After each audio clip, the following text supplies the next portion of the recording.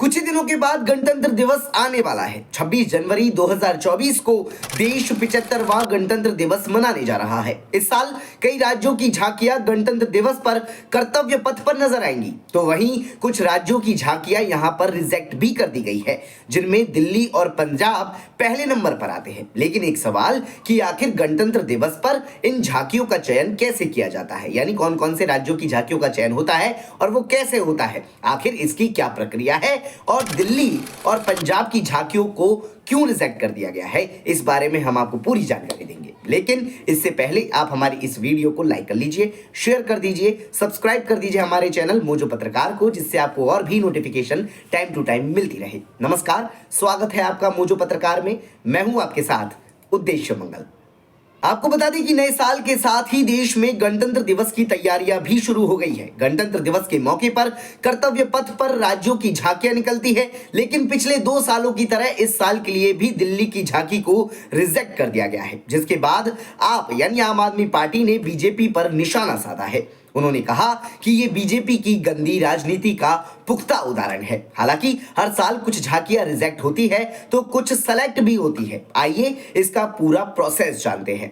तो आपकी जानकारी के लिए बता दें कि गणतंत्र दिवस के परेड में निकलने वाली झांकियों का चयन रक्षा मंत्रालय की एक कमेटी के द्वारा किया जाता है। हर साल राज्यों और केंद्र शासित प्रदेशों से झांकियों के लिए सुझाव मांगे जाते हैं। उसके बाद जब सभी राज्य अपने अपने सुझाव उन्हें भेजते हैं तो कमेटी उन पर चर्चा करती है। उसके बाद ही किसी राज्य की झांकियों का चयन किया जाता है, यानी एक पूरी प्रोसेस होती है। झांकियों के चयन के लिए कमेटी सभी राज्यों से उनकी झांकियों के 3D मॉडल भी मंगवाती है, जिससे पता चल सके कि उनकी झांकियां कैसे दिखने वाली है। अगर वो कमेटी के सभी मानकों पर ठीक उतरती है तो उस झांकी का चयन हो जाता है।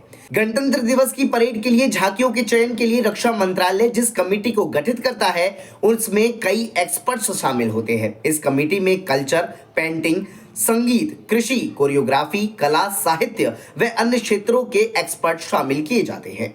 उन सभी की परमिशन के बाद ही झांकियों का चयन होता है। बता दें कि गणतंत्र दिवस के परेड के लिए अन्य राज्यों की तरह दिल्ली और पंजाब ने भी अपनी अपनी झांकियों के प्रस्ताव भेजे थे। हालांकि झांकियों का चयन करने वाली कमेटी ने दिल्ली और पंजाब की झांकी को रिजेक्ट कर दिया है, जिसके कारण पंजाब के सीएम भगवंत मान ने केंद्र सरकार पर सीधा सीधा निशाना साधा है। उन्होंने कहा कि केंद्र सरकार ने पंजाब के साथ धोखा किया है। आज ही हमें चिट्ठी मिली है कि इस बार गणतंत्र दिवस की परेड पर हमारी झांकी को नहीं दिखाया जाएगा।